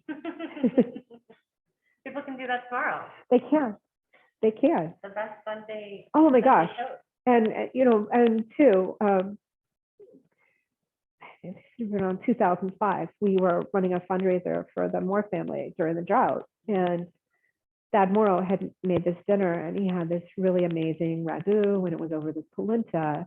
And one of the people there said, Dad, I buy the same polenta that you do. I use the same recipe that's on the bag of polenta that you sell at your, he said, why does my polenta never taste like yours? And Dad just looked at me and said, because I had a fistful of mascarpone. Yeah. It's like, it makes the most amazing polenta. It would make amazing, if you wanted to do shrimp and grits or any kind of low country food. I know that's, kind of sacrilege. But, I come from a household where we put dairy on grits and we don't eat sugar on them. Devin says you can also add honey to the mascarpone, right? Yes, and that would be so good. Yeah, mascarpone. Oh yeah, put that on some toast with some honey and walnuts, or just blend some honey in it. Yeah. What are other things you'd recommend for the mozzarella? The mozzarella, it never stays around very long.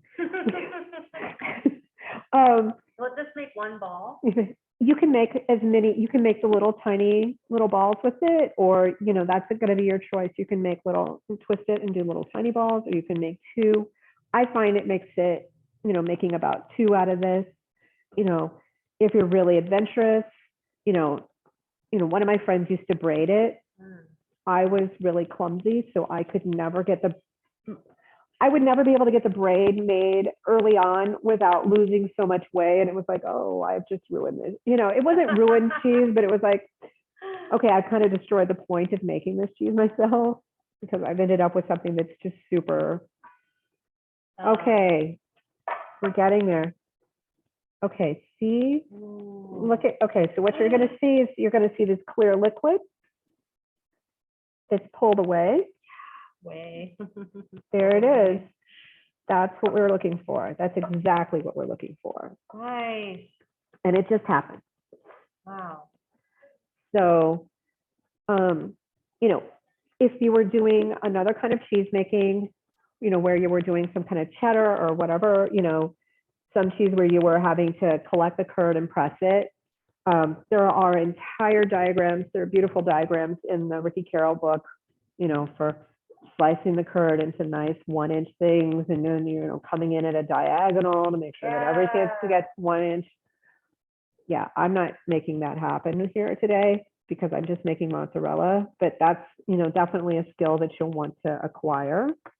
So you're cutting it? I'm just going ahead and cutting the curd. And, you know, if it's not exactly 1 inch, it's not a big deal.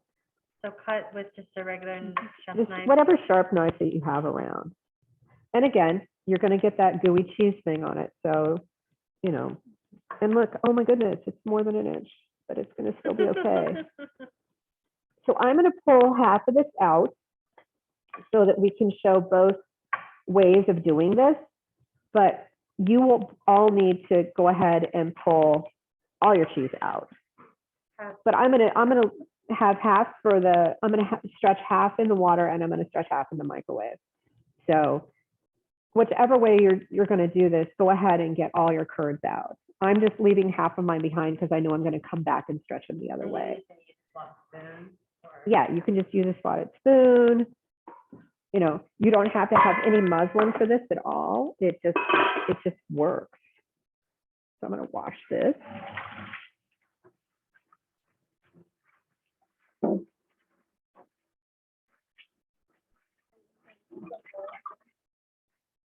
Into a microwave safe. If you're stretching in the microwave, you want to do it into a microwave safe bowl. So I'm going to say that that's about halfway. And so you have these, it's like night and day difference. You have this big chunks of curd here. Whereas before we had a lot of small curd. Someone said, after 5 minutes, it hasn't pulled away from the pan. And give your pan a little nudge and see, because the whey may be underneath it. And if that's not the case, go ahead and wait another 5 minutes. It's not going to be the end of the world. You know, it's enzyme. It's an enzyme, and it's just going to take a while for it to do its thing. Jan says, recipe says to heat to 100. Oh, okay. So we can do that, or we cannot. It's up to you. Oh my gosh, I already see the makings of them up. Oh yeah. Wow. So either 190 or 100. So you can go ahead and heat it up if you want. I like a softer cheese. So this is usually the part where I, like Ricky Carroll, say, not doing that. Because it's my cheese. But so you can, if not, and especially if you have a thermometer that's not really doing, that's not happy at lower temperatures, you could also choose to skip that part of it, because we're going to be heating this up in the microwave anyway to stretch it. This is, you know, if you didn't see a lot of whey coming out of your cheese, that I would go ahead and heat it on the stove for, you know, to the 105 there. To, you know, but don't stir it. I mean, so. And that will kind of force that curd together or out a little more.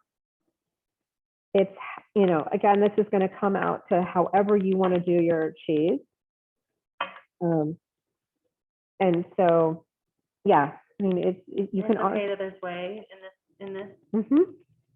Yeah, but I'm going to go ahead and pour this off because this is just going to be that much more hot liquid I'm going to have to reach into to stretch it. So that's what I'm going to do there. Would you use this whey for other things too? Yeah, because you've not put any salt in this. So anything that you would use, you know, water or, you know, milk in, you know, soups, people make bread use it for bread making. You can use whey instead of some of the water for bread. So there's that. So Why yeah. is the whey always holding the color? Is that a yellow color? You know, you can kind of see it does have some of the milk fat in it. And so that's why, too, we work really hard to try and keep as much whey in the cheese as we can so that we retain that nice buttery texture flavor on the cheese. So, so there's that. Here, let me try to see what that's going. Oh yeah, that's at least warm enough. That's even warmer than it needs to be. I made a comment which I was like, what are you excited to use the mozzarella and mascarpone for? Michelle said pavlova and pizza. Yes. Yeah. All right, Okay, so is that going in the microwave? this is going to go in the microwave. We're going to do the microwave stretch. So this is going to go in 3 batches. Most people's microwaves are going to be okay for this. You know, if you have like, I don't know, they always seem to be like at offices and sad student dorm rooms. The little underpowered microwave, you might have to go a little more, but most people's microwaves are going to go this. You want to go the first time in the microwave, you want to go for 1 minute. So we're just going to pop this in here, and this is going to be at full power, so don't worry about it. And so, and then the next 2 bursts are going to be for 35 seconds. And you're going to want to check your temperature in between because you might reach it sooner. It may take it might take a 4th burst if you have a really low powered microwave. David said, do we cover it in the microwave? No. Nope. So potentially 2 more bursts of 35 seconds. Yes. Potentially 2 more. But we're going to be checking with temperature. And that's the thing. I mean, there's so many things that with the cheese that it really does. It really makes it a lot less stressful to have your thermometer. What temp are we looking for? You want to get to 145 because otherwise what's going to happen if you're below 145 is you'll go to stretch it and it's going to break. It'll be like bread dough that isn't rested and it'll just break on you. Can we mix both ways together and store in one container? Yes. And so, oh, this is a powerful microwave. Okay, so mine actually got here on the first run. So ideally they. Yeah, and you can use gloves or not. You know, you can also just use a spoon. Okay. You know, what you want to do is you want to just stretch it, and then it's going to stretch back on itself. Do you want to spill the spoon? No, this is going to be fine. So it's kind of like working with bread dough. And you can see it's starting to do its thing. And you're going to have more cheese than I do because I'm only working with half my cheese. So you're just coming underneath it and you're stretching it. And it's super hot, but it's really pretty. So, and eventually it's going to come down in temperature a little. So, and as soon as you feel comfortable. Do we pour off the excess whey that's collecting in the bowl? You can, or you can just leave it. So you're just kind of like molding it like a Yeah, I'm just, bread? yeah, and it's very much like, you see, like it's just like bread dough that way, where you've got the little stretchy marks. Okay. And so you just pinch it into a nice little ball. That's it. That's it. And you know, if you wanted the little tiny ones, you could do that too. So, and then Where do you put it? you can just put it on a board and eat it immediately. Or what's happening, because this is very hot, I'm going to rinse my hands. We have a bowl of ice water in the fridge. So we're gonna pull this out. Fridge temp.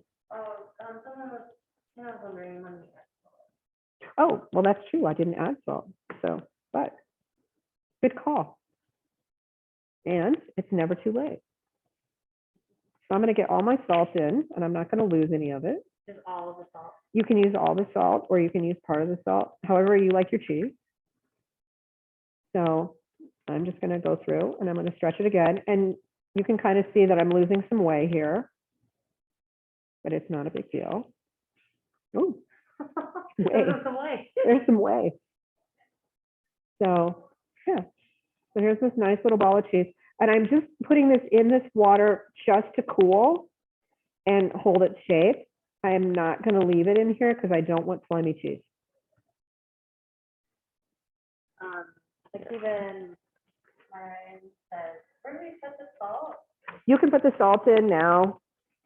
I should have done that I should have done that when I brought it out. I was kind of surprised that it got there on the first go through. Into the cheese curd. Yeah, you want to salt the actual cheese curd. So there's that. And then That's you're basically then you just put it in the water, just to cool, like in cold water. yeah. Okay, so this one, we're going to pull this cheese out here. We're going to put that in the water there. We're going to be, again, heating that up until it's stretchy.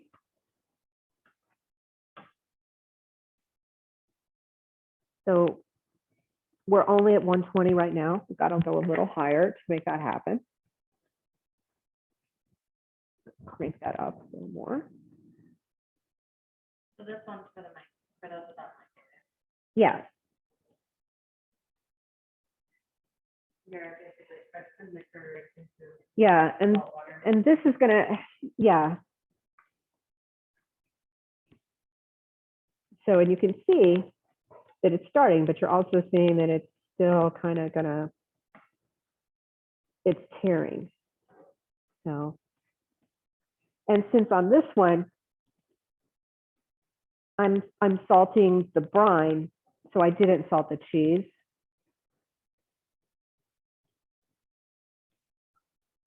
So we're just going to wait for it to get up to temperature. And again, when we hit that 145, we'll just keep monitoring it. Then this will stretch just like the microwave cheese.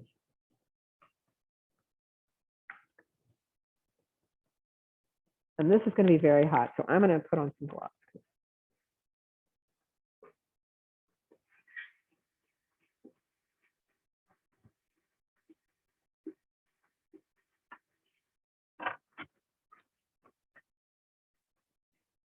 Can you ask if they have any questions? Yeah. Yeah. Does anybody have any questions?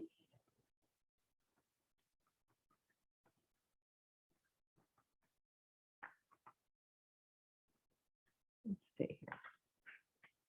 For the non-microwave, are we stretching in the salted water or in the whey? You're going to pull it out, but and as So soon they as can it, choose either the whey or the water. yeah, you can use whey.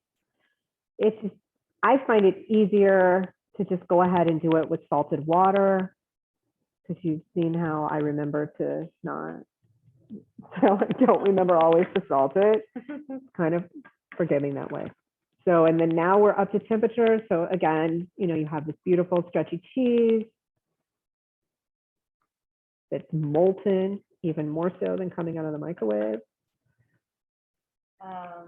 Sid says, can we email for a recording? Yes, we can. I'll have a recording. So, and And Sarah and Emily says, what do we do with the whey? anything your heart desires. You can make soup, you can make bread, you can make mashed potatoes. You can drink it. I mean, you can make it part of a smoothie. So there's another one. Yeah. Let's take out the first one, which is now firmed up. So you're just putting it into cold water. Yeah, it's just to hold the shape, although sometimes I don't. I'll wash these later. 4th of July, I just took hot cheese out and people were eating it still warm on bread.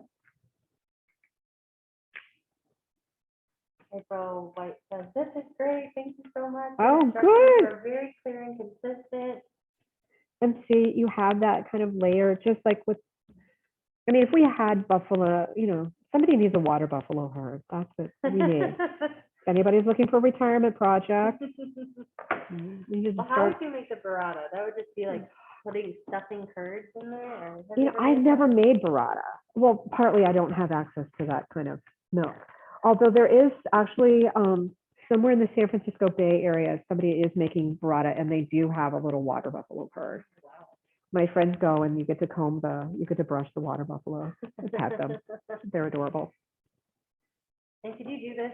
There was a question a while back about if you can't get kilga Oh, if you can't get, oh, wow. working with others. You're gonna have to do some experimenting if you can't get kilga.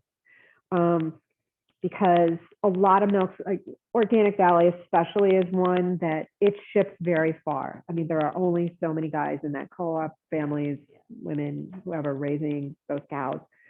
So they're doing some higher heat pasteurization so that milk can safely ship from, you know, Wisconsin down here. And so there are also some, I would advise going ahead and getting a copy of the book or checking out New England Cheese or checking out cheesemaking.com. There are certain ways around things too. I know with milk powder and things like that, that people can do. I know for us, it was just a lot of trial and error.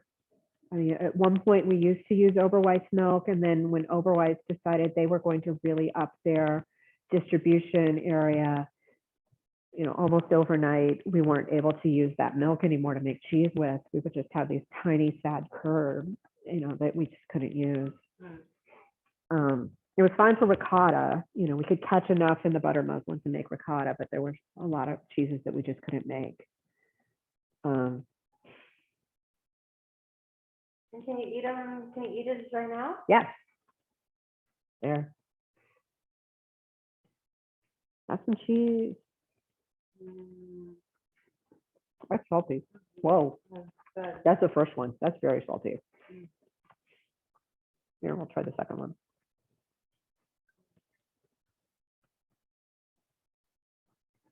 Any other questions before we wrap up? I just wanted to let you guys know, I don't know if you can hear me okay, since I'm not wearing the headphones, but we have a bunch of other classes that we're doing the next couple months.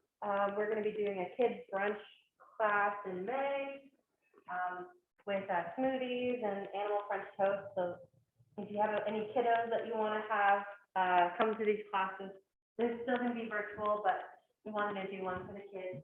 I'll also be teaching an asparagus quiche class with the Land Connection that will be based on using a hazelnut crust, because it'll be focused on perennial food. And then we have a Swahili cultural cuisine class that will be in June. So we're still starting to schedule more classes, so feel free. So thankful to all of you for attending, and we're so happy to have Anna back. And it's been a while, but thank you for all the folks that have joined in today, because this was able to be a fundraiser for Jubilee Cafe. We're super happy you all came out. I will send you the recording tomorrow, so if you can watch it again and make a bunch more cheese. Thank you guys so much. Let's see. There's a couple other things that we wanted to finish. There's actually some questions about the mascarpone. Sure. I just wanted to squeeze in any tax related stuff. Yeah.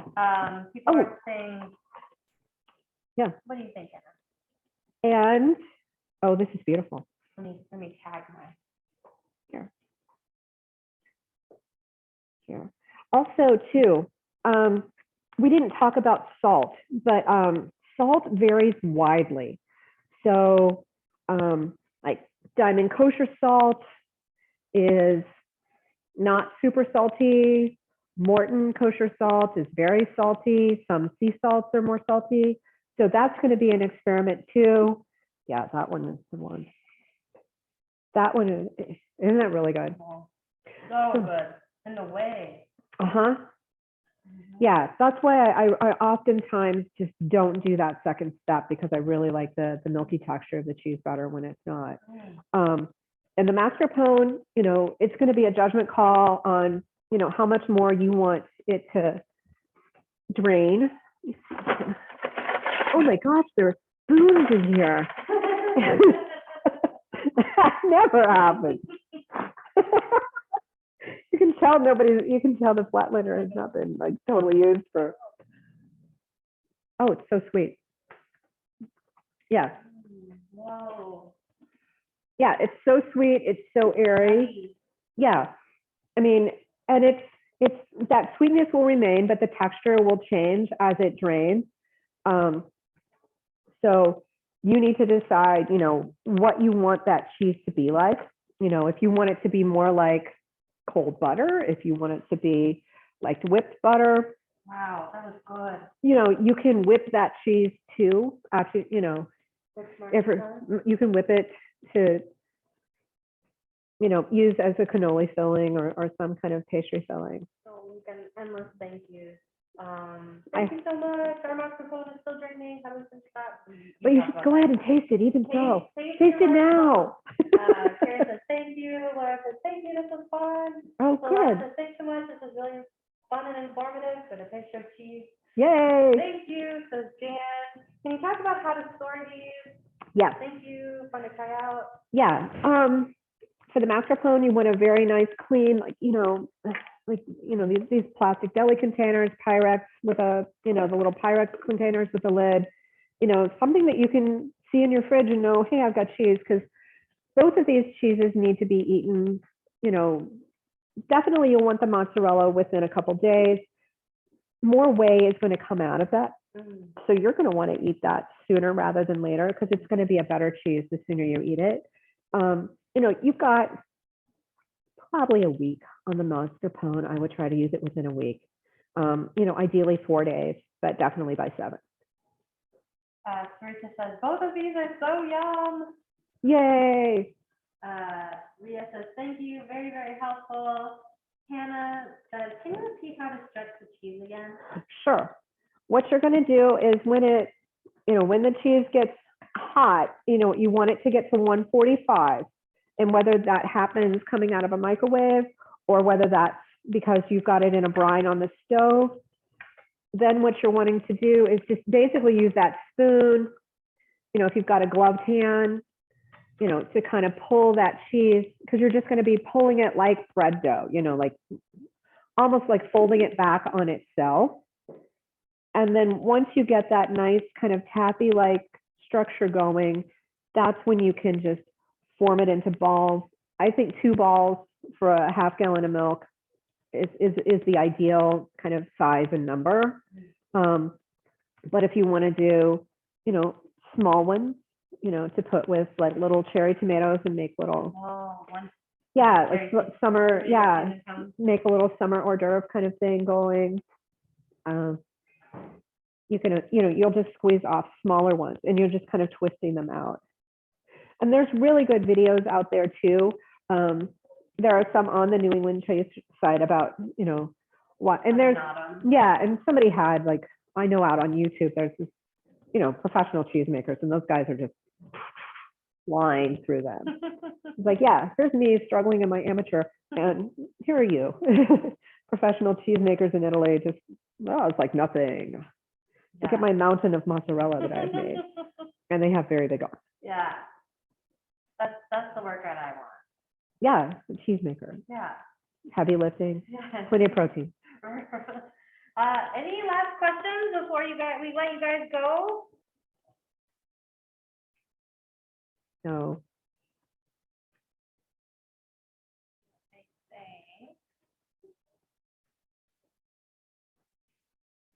yeah, and if you want to stop by Jubilee ever and see how things work, you know, we're always looking for volunteers. Yeah, how do they become a volunteer? If you go to our Facebook page, there's a Sign Up Genius form that you can sign up to volunteer. So that's a great way to just get started and see how things work. If they wanted to come for a meal, You know, you're welcome to come for a meal as well. If you know somebody that needs a meal that isn't able to get there, you know, give them a lift or take them a meal. That's fine too. and what times on Monday? 5 to 6:30. And then just another question about the suggestions for whey. Oh, sure.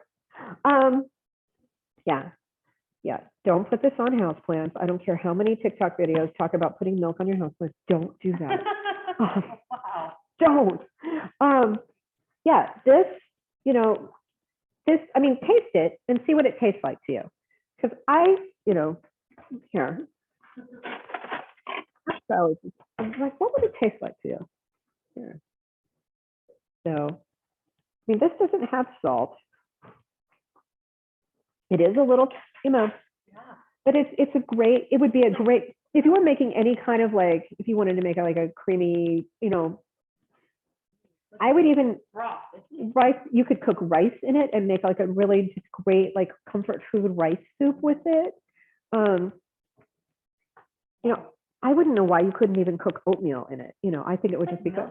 Yeah, it's basically, yeah. It's really sweet though. It is, it's sweet. It's not too sour. It is sweet, it will, sweeten whatever you put it in. So you're going to need to put in a little lemon juice if that would be off-putting. But for soups and things, that's not a big deal. You can just throw a little lemon juice in the soup. But yeah, definitely little mashed potatoes. I baked with mine. You could, actually the most brilliant product ever is what they do commercially, how the dairies, because they cannot obviously dump all this into reservoirs or whatever. What they do with whey normally is they spray dry it. And then the whey protein gets used as an additive in a lot of foods.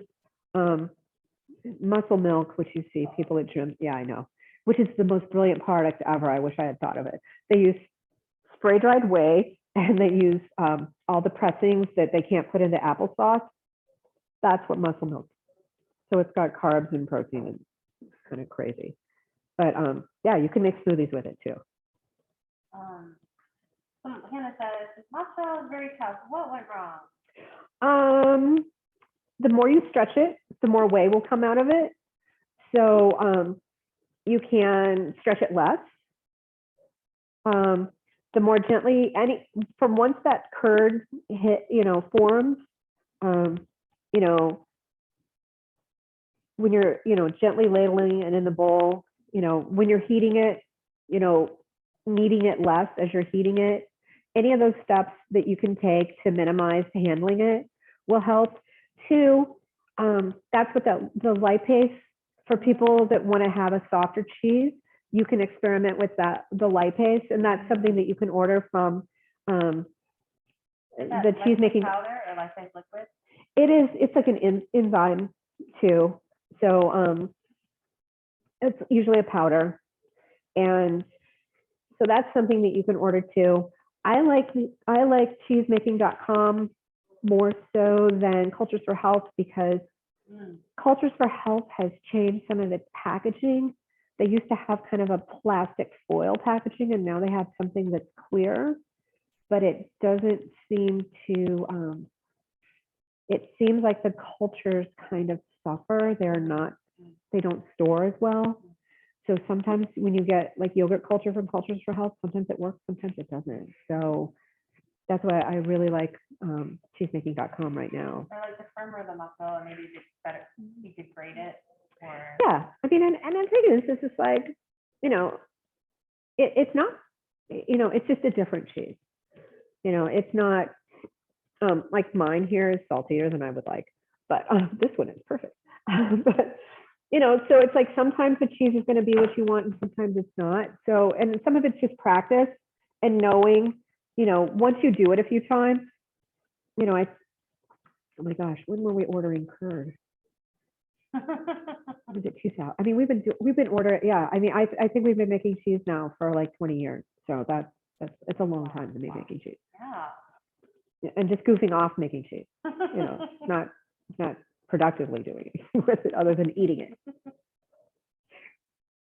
So yeah, I would say use your extra rennet and, you know, make some more until you get what you like. It's a super squeaky. Okay, everybody. Thanks so much for joining. Thank- Anna, thank you. Thank you so much. This was great. Yeah, we're so happy to have you guys. And feel free, if you have any other future questions on the line, I might be able to. You can ship cheese questions to me. Yeah, I'll funnel those questions to Anna. But any last questions before we head out? Have a great rest of your weekend.